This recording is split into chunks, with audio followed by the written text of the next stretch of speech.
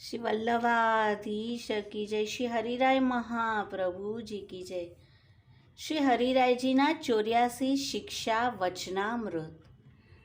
આ વચનામૃતમાં આપણને વાર્તાજીના ભાવ પ્રકાશના આપના શિક્ષાપત્રોમાં અને આપના ન્યારા ન્યારા પ્રગટ કરેલા ગ્રંથોના દર્શન થાય છે। 40 વચનામૃત સુધીનું આપણે રસપાન કર્યું। 41 એકાદશી એવં જયંતી પર વ્રત અવશ્ય રાખવું। શ્રી આચાર્યજીને કોઈએ એકાદશીના જગન્નાથજીના સખડીનો મહાપ્રસાદ આપ્યો હતો તો આપ તે હસ્તમાં ધરી આખી રાત પ્રસાદના મહાત્મ્યના ગુણગાન કરતા રહ્યા અને બારસના દિવસે આપે તે લીધો અને વ્રત નિભાવ્યું। 42 શ્રી ઠાકોરજી માટે સામગ્રી પવિત્રતાથી તૈયાર કરવી। બહુભાષીની લલિતાજીના સખી કૃષ્ણદાસ અધિકારીના વાર્તાજીમાં આવે છે કે એકવાર સામગ્રી મિશ્રીનો ડબરો લઈને જતા હતા અને મુખમાંથી છીટા ઉડ્યો અને આ અપરાધથી તેને વેશ્યાને ત્યાં જન્મ લેવો પડ્યો।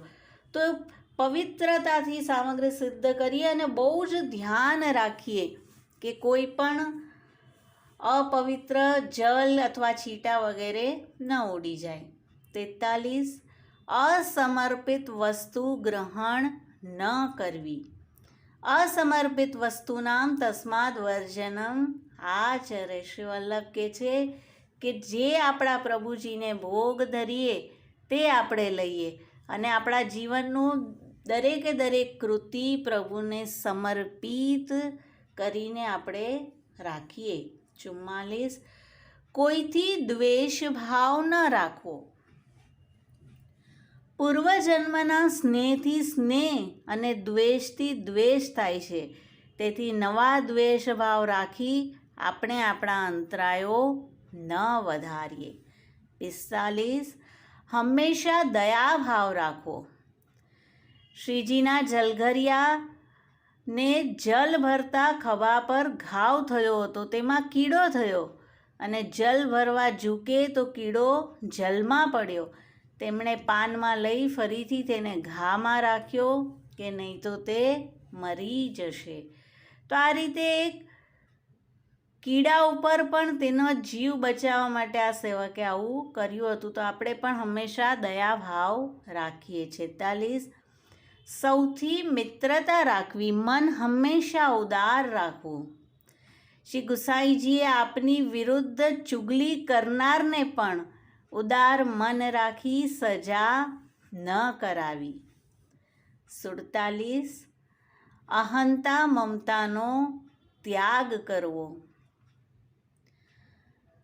વૈષ્ણવને ઘરે રાખવા માટે હરિદાસે પોતાના બેટાને માર્યો કે જ્યારે બેટાને આ રીતે મરેલો જોશે તો વૈષ્ણવ અમારું ઘર છોડીને નહીં જાય। તો આ રીતે મમતાના ત્યાગનો તેમણે આચરણ કરીને બતાવ્યું હતું। 48 હંમેશા ક્ષમાશીલ થઈ રહેવું।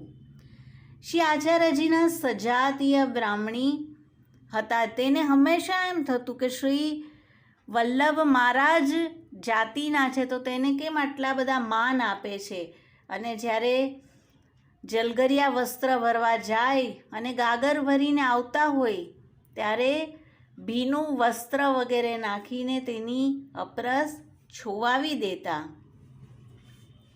જલગરિયાઓએ શ્રી આચાર્યજીને સર્વ વાત કહી અને શ્રી વલ્લભે કહ્યું કે આજે જે વસ્ત્ર તેઓ તમારી પર નાખે તે લઈને આવજો અને પછી તેનો કાકડો કરીને ચૂલો પેટાવ્યો અને જેમ જેમ તે વસ્ત્ર પેટતું ગયું અને બાઈના દોષ દૂર થતા ગયા, ક્ષમા માંગી અને શ્રી વલ્લભે ક્ષમા આપી। 49 બાહ્ય આંતરિક શુદ્ધતા રાખવી।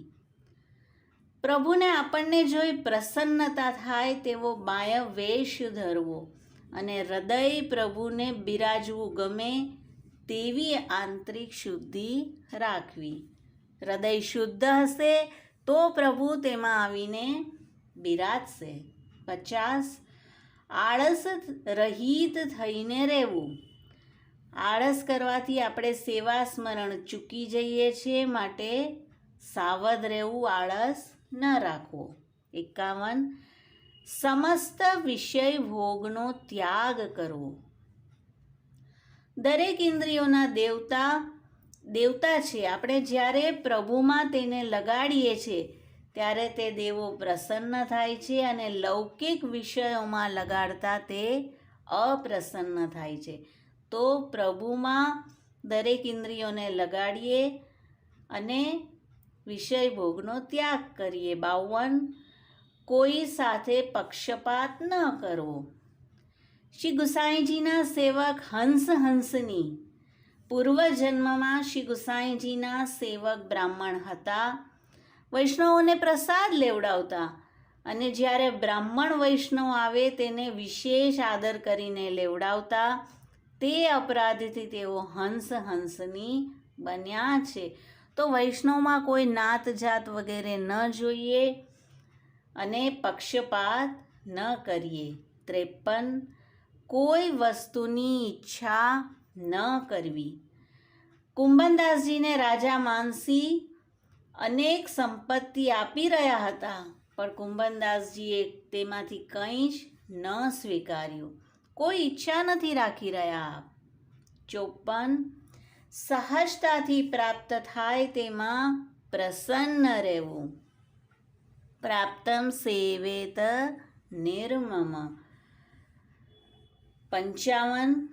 કોઈ વસ્તુમાં આસક્તિ ન રાખવી. એક બાઈ મરણ પથારીએ પડ્યા હતા. પરિવારમાં અતિ આસક્તિ હતી. બેટા અંત સમયે ભગવાનનું નામ તેને બોલાવવાનો પ્રયત્ન કરવા લાગ્યા અને બેટાએ કહ્યું કે રામ રામ કહો, અને બાઈ એટલું જ બોલ્યા કે તું જો કહત હૈ સો મેં નહીં કહી શકત. તો આટલું બધું બોલ્યા પણ રામ શબ્દ ન બોલી શક્યા, કારણ કે આસક્તિ પરિવારમાં હતી. 56. શત્રુ મિત્રમાં સમાન ભાવ રાખવો. ભગવાન રામે શબરીને 9 પ્રકારની ભક્તિ કહી છે. તેમાં 7મી છે સાધવ સમમોહી મય જગ દેખા. બધે જ ઈશ્વર દેખાશે તો શત્રુ મિત્રમાં સમાન ભાવ થશે. 57. મદ મત્સરથી રહિત થઈને રહેવું. મદ એટલે અહંકાર ન રાખીએ અને મત્સર એટલે કોઈની ઈર્ષ્યા ન કરીએ. જ્યારે આપણામાં સેવક ભાવ આવશે ત્યારે મદ નહીં આવે. બધા જ આપણે સેવકો છે અને સ્વામી તો પ્રભુ છે, તો મદ નહીં આવે અને કોઈની ઈર્ષ્યા જ પણ નહીં થાય, કારણ કે એક સેવક બીજા સેવકની ઈર્ષ્યા શું કરે. 58. અપમાન થવા પર મનમાં દુઃખી ન થવું. ચાંડાલી ચેદ રાજપત્ની જાતા રાજ્યા ચ માનિતા કદાચિત અપમાનેપી મૂલત કાક્ષતિર્ભવેત. ચાંડાલી હોય તે રાજપત્ની એટલે કે રાણી બને અને તેમાંથી માનીતી રાણી બને. હવે ક્યારેક તેનું રાજા અપમાન કરે તો તેને મૂલમાં શું ક્ષતિ થશે? મીન્સ કે તે રાણી તો રહેશે જ, ફરીથી ચાંડાલી નહીં બની જાય. તો કદાચ આપણું અપમાન થાય તો મનમાં દુઃખી ન થવું. નિંદા સ્તુતિમાં સમાન ભાવ રાખવો. 59મું છે. સુરદાસજીના એક કીર્તનમાં છે યહ જાનો ભક્તન કે લક્ષણ, કોઉ નિંદો કોઉ વંદો, ભલી બુરી મન મેં નહીં આવે, કૃષ્ણ ચરણ રતિ ટરે ન એક ચિહ્ન. ચાહે કોઈ આવીને ચંદન લગાડી જાય, કોઈ આવીને ધૂળ નાખી જાય, પણ જેને બંને વસ્તુથી કોઈ અસર નથી થતી તેવા સેવક ભક્ત કહેવાય છે અને શ્રી ઠાકોરજી એક ક્ષણ પણ તેને છોડતા નથી. 60મું. મનને સ્થિર રાખી ઇન્દ્રિયોને વશમાં રાખે. વાસુદેવદાસ છકડાને શ્રી વલ્લભે કહ્યું હતું 5 ઇન્દ્રિયો અને છઠ્ઠા મનને વશમાં રાખીશ, તેથી તારું નામ છકડા. તો આ રીતે 60 સુધીનું આપણે રસપાન કર્યું અને 84 વચનામૃતો શ્રી હરિરાયજીએ પ્રગટ કર્યા છે, જેનું આપણે પછી રસપાન કરશું. શ્રી વલ્લભાધીશ કી જય, શ્રી હરિરાય મહાપ્રભુજી કી જય.